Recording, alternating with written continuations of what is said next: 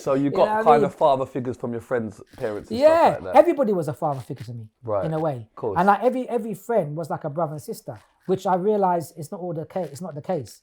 But I took them on like that because I didn't have no brother and sisters. Do you think in your subconscious you was like magnetized towards that because it was missing in your life? 100%. Does that make sense? 100%. Yeah. Yeah. Because it's missing. You kind of in your subconscious. That's where you kind of deviate to. Yeah. Because.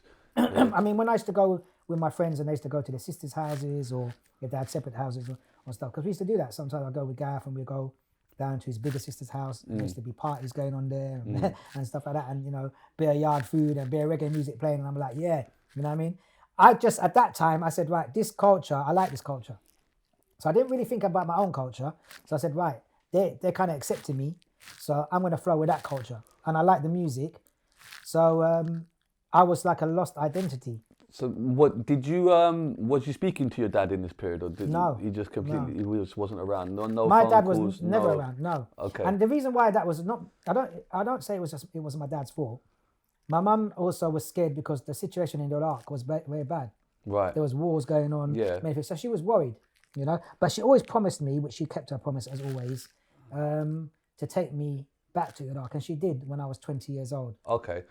Did you ever go to South Africa as like a Yes, kid? yes, I went to South Africa before. Yes, I went to South Africa. Where in South Africa, by the way? Well, I've got family all over the place, but I visited Johannesburg, which they say Joburg. Yeah. Big up all the South Africans. So Joburg, and big up the Iraqis. So yeah, Joburg, and then I went to Durban. Yeah. I went to a place not too long ago actually called Pletterberg. I can't say the place, but it's near Cape Town. But when you went as a kid, did you notice any differences or like similarities with the UK? How did you like take that? That time when I went, I was a teenager. Yeah. So that time, man, was like. Is this pre-apartheid or post? This is. When was the first time you went down there? This is after apartheid. Yes. Okay, cool. Right, got it, right. Yeah, I think this is after apartheid. Right. Yeah. I didn't go in apartheid time. Yeah. No. This is after apartheid. Right. My grandfather, he died. He could never go back. They wouldn't allow him in the country. Why? Because of his political stance. Yes, and what he was involved in. He was involved with the ANC, which is the African National Congress, which was the party of Nelson Mandela. Right. My grandmother was Nelson Mandela's first secretary. Right. So she's written in the book, and he's written in the book, Long Walk to Freedom. Right. Okay. Amazing. Her name was Zubaydah Patel, and his name's Kesem Patel. They were Patels. Right. But I took another surname. I took my father's surname, which is an Arabic surname. But yeah, so your family has a tie to like Nelson Mandela. 100%. I met Nelson Mandela. You met him? Yeah, I met him. What? I met him. When? I met him when he came over here. When he went to the Dorchester Hotel. So basically, my grandmother knew he came, and she rang up the hotel, and the secretary of him now, that time, answered. They put her through to her, and she said, "I'm Zubaydah Patel," and she goes, "I know who you are. Just come." Wow. So we went to the hotel. My mum didn't come that day actually. It was my auntie from Canada, my cousin Martha, myself, and my grandmother, and we went to the hotel. And it was really weird because when we went upstairs and all the security was outside the room thinking, who's this family just coming in? We're not, diplomats or... How old was you? I was in... Roughly? I think it was in my 20s. Oh, okay. So then you remember, that's amazing. Yeah, I've got pictures and all that kind of thing. Oh, swear. Yeah, I was in the 20s and that. But yeah, yes. So what was that like? I used to call him Uncle Mandela. I had to call him Uncle Mandela, Uncle Mandela, Uncle Mandela, yeah. I can't even say that, That's unbelievable. Yeah, Uncle Mandela. And basically, yeah.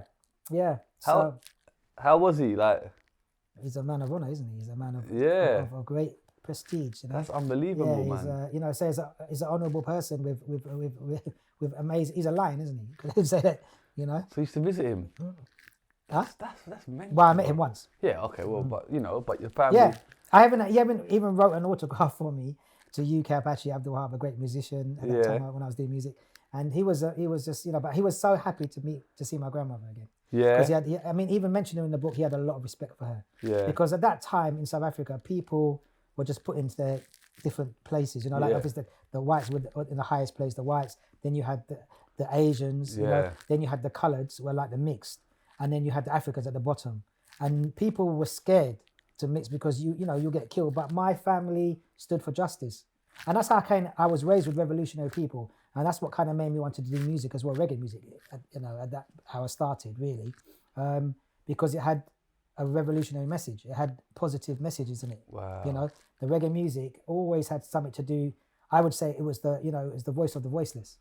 So you really are a mix of the world, aren't you, really, bro? All into United one. Nations, man. That's amazing. I mean, there's a lot bro. to talk about. I don't think we can get it all in this. No, In but this still, little, that's unbelievable, little bro. conversation.